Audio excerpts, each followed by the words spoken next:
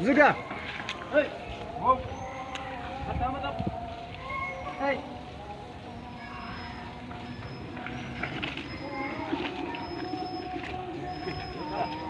ግበተው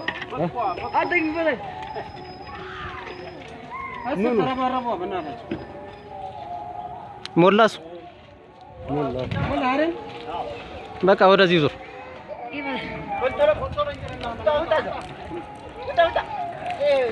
ዋስተው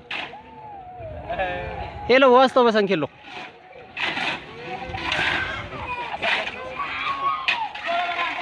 አንድ ሰው ዋጥ ዝቅ አድርገው ምንድነው አንተ ቴስታን አታቆሙ አባይ በኋላ ካቸው ያው ዝቅ አድርገው ነው ዝቅ እንዳይረብሽ እዛ ላይ